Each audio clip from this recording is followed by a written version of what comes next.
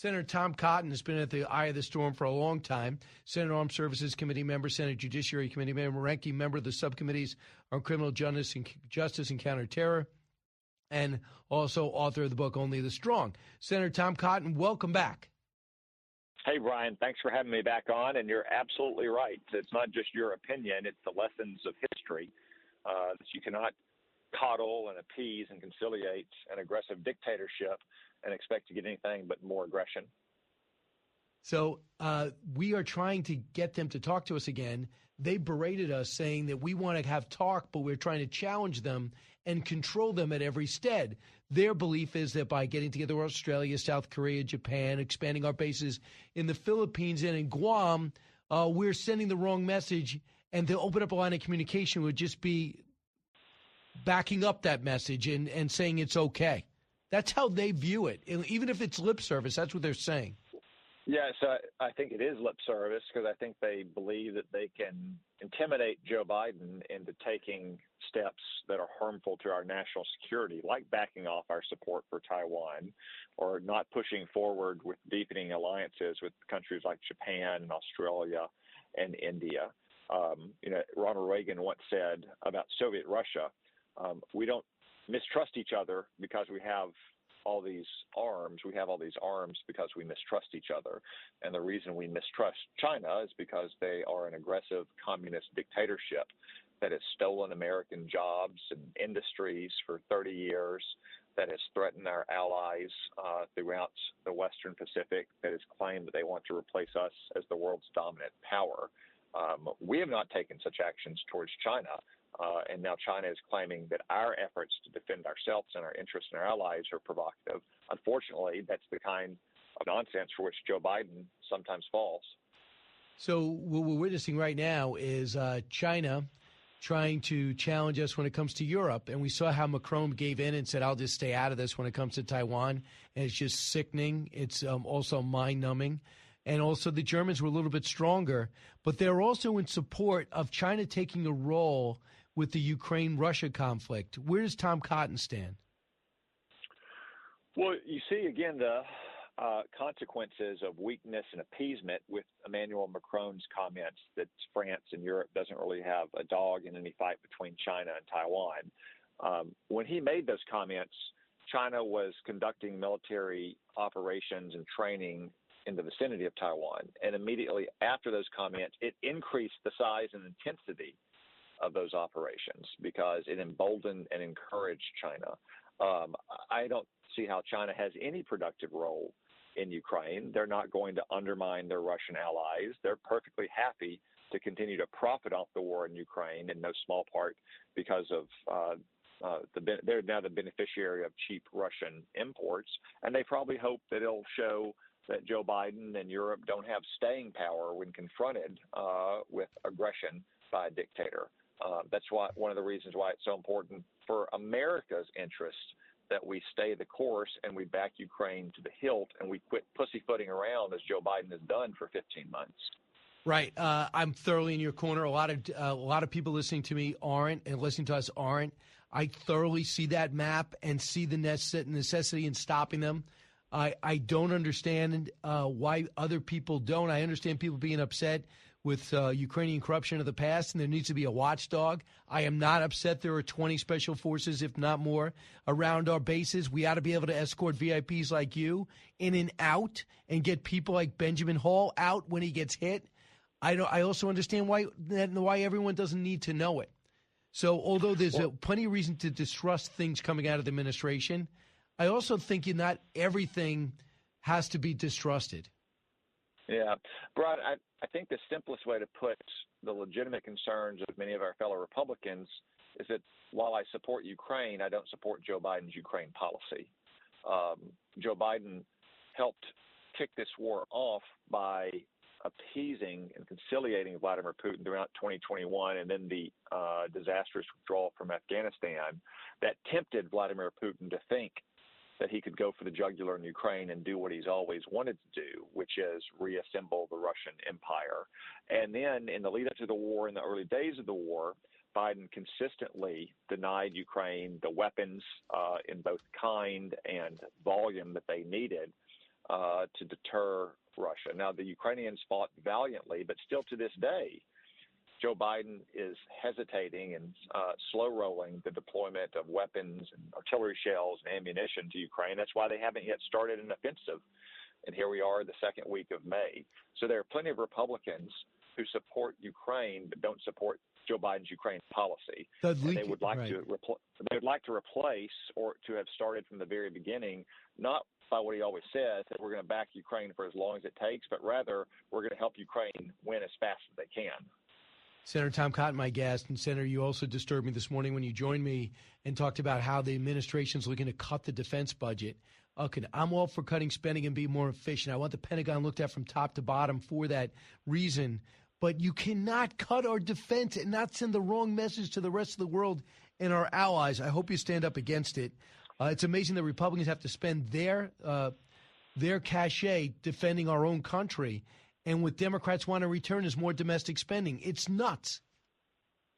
Yeah, Brian, it's a little bit of inside baseball. It's very important for your listeners to understand it. Every year in late May or early June, the Senate Armed Services Committee drafts and votes out of committee our annual defense bill. We were scheduled to do that the week of Memorial Day on schedule. But Chuck Schumer just weighed in and insisted that the Democratic chair of that committee, Jack Reed, delay that session by up to a month. And the reason he did it is that obviously he wants defense cuts to be on the table while Joe Biden is negotiating a debt ceiling agreement with Kevin McCarthy. That is extremely dangerous for our national security. We saw what happened after the 2011 debt ceiling agreement cut defense. Defense was the only part of government that didn't grow massively due to COVID relief programs. The last thing we should do under these conditions is to cut defense. We need to substantially increase the defense budget. Yeah, and I also would like at the same time a Pentagon audit. Not that they're wasting money intentionally. Let's just say they have the best intentions. How much duplication of duties? What could we get by with and put more money into our fighting forces and less into the paperwork that needs to be done? I'm sure they would benefit from that and get more into R&D and revolutionizing what takes place there and get people involved that served. Get generals that just left to understand, along with efficiency experts right out of Harvard Business School. And I think that could be done, too, as well. And I think everyone should sign on to it, but also sign on to what they conclude so they don't do something and just get it ignored. I want to, if I can, talk about the Ukraine war in a second. Last night, I understand 35 Iranian-made drones again attacked Kyiv. Almost all of them were shot down. Looks like the Patriot was knocked out of the hypersonic missile. Let me ask you, inside the Pentagon, how pleased were they that the Patriot was able to knock down a Russian hypersonic? Because how does that help us? Well, it's an important step. It shows that our missile defense systems are more than capable of knocking down some of Russia's most advanced weapons. So I think they're pleased to see its performance in Ukraine. But again, it's another example of having delayed the aid that Ukraine needs. We could have sent these systems months ago, and it would have made a difference on the battlefield. I'd also add that there aren't enough Patriot or THAAD or Iron Dome or other missile defense systems in the free world to be able to defend against all the missiles that Russia has, or for that matter, the missiles that China and Iran has. That's why we also need to provide Ukraine with the weapons they need to hit all of those Russian firing points on Russian soil. Russia cannot be allowed to continue to stockpile artillery shells and weapons just across the border and to shoot into Ukraine with impunity. You cannot win a war on defense. You have to win it on offense. And as long as Joe Biden is scared of his own shadow, then we're going to keep Ukraine's army on the back foot. Well, it looks as though in some of the occupied areas of Russia, they're beginning to run out of gas and food, and they're telling people to move out. It does look as though things are getting a little bit desperate, and I'm always take these things with a grain of salt. And it does look as though that we got that, or the Ukrainian offensive was leaked out ahead of time by that irresponsible 21-year-old, and that they were not informed by that. They found out about it in the Washington Post, did Zelensky, which is inexcusable. So maybe they have the tanks, according to General Keane.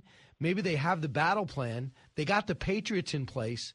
Do you believe, with everything that you know and have said, that we could be seeing Ukrainians getting some back of their territory now?